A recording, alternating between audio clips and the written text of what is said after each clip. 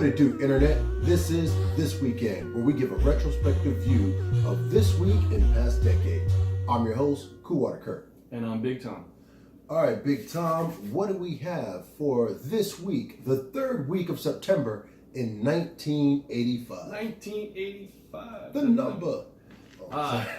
Apple Computer co-founder Steve Jobs resigns as chairman of Apple Computer. This is when he resigns as chairman, so this is like in 1985, if you want to go by according to the movies. Which, did you watch the movies? I didn't watch the movie. The Ashton Kutcher or the Michael Fassbender Steve Jobs movie? No. Okay, but eventually, he came back and Apple became the Apple that it is today. Still have an iPod. Yeah. Tipper Gore and other political wives form the Parents Music Resource Center as Frank Zappa and other musicians testify at U.S. congressional hearings on obscenity in rock music. I believe this was right before they started. This is the act that they started putting the labels on. Is that what this was? Maybe it was. Maybe this was the beginning of the infancy of that, and then that finally got the label. But then the label became the badge of honor. It's like everybody who had a record, they had to have that parent advisory label on it, because that way you knew this is good music. All right. You know who had the first sticker? I want to say Ice-T, but Ice-T had the second. Who had the first sticker? Me So Horny. Are you sure? Yeah, I'm sure. All right. We'll see. We'll research that for next show. All right, Michael Spinks. Michael Spinks beats Larry Holmes in 15 rounds for the heavyweight boxing title. Yeah, I believe this was old Larry Holmes, but still, I mean, he was the heavyweight champ. He was the champ. Michael Spinks. Actually, I might be confusing Michael with Leon, because one of them really can't talk. Like, they got busted up so much they can't speak anything. But if it was Michael, I believe right after Michael Spinks won the title, I believe Mike Tyson knocked him on his ass in like less than a minute. 90 seconds. And won, was it 90? I remember it was 89 fast. seconds to be exact. Something fast. Okay. Top music in 1985. This weekend in 1985, top music. Number 5, Don't Lose My Number by Phil Collins. Baby, don't lose my number. Cause no, go ahead. I don't think it goes like that. That's it. Cause I love it. Number 4, We Don't Need Another Hero by We Tina don't need Turner. another hero. We don't need another way out. We don't need another Number way. 3, St. Elmo's Fire by John Parr.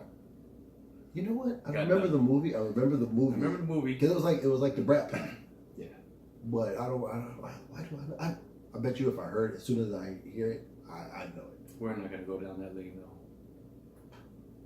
though. Number 2, Kool and the Gang, Cherish. the love we had. Yeah, Cherish.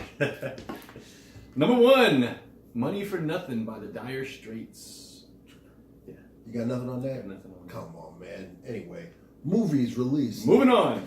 this week in 1985. Maxie, starring Glenn Close, Mandy Patinkin, Ruth Gordon, and Bernard Hughes. Box office on this one was about $2 million.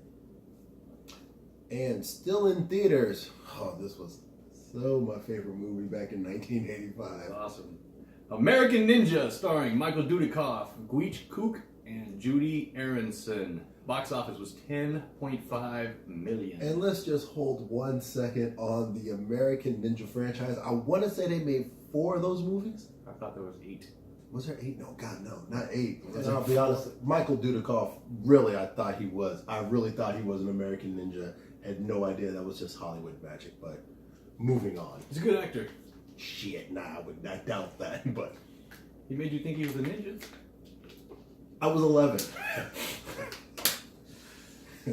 Also in theaters was Teen Wolf, starring Michael J. Fox, James Hampton, Scott Powell, and Jerry Levine. Box office $80 million. Yeah, that 1985, that was a big pull for Michael J. Fox. Teen Wolf spawning yet another sequel and a TV show. And a cartoon.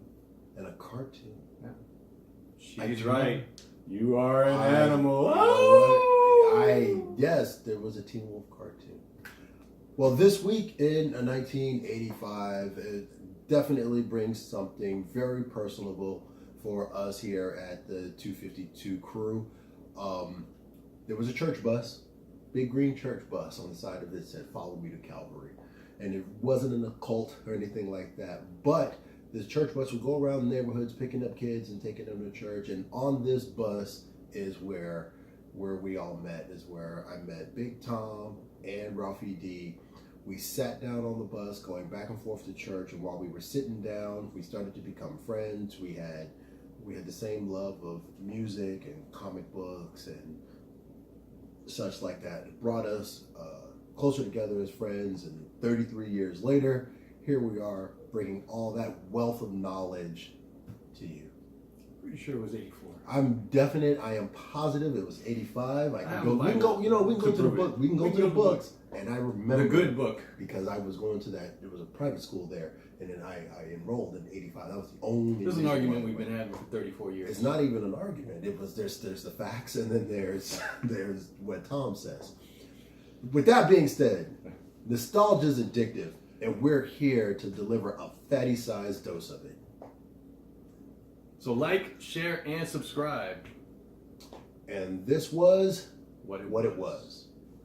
So what was that? Technical difficulty there, man? Yeah, just killed the copy.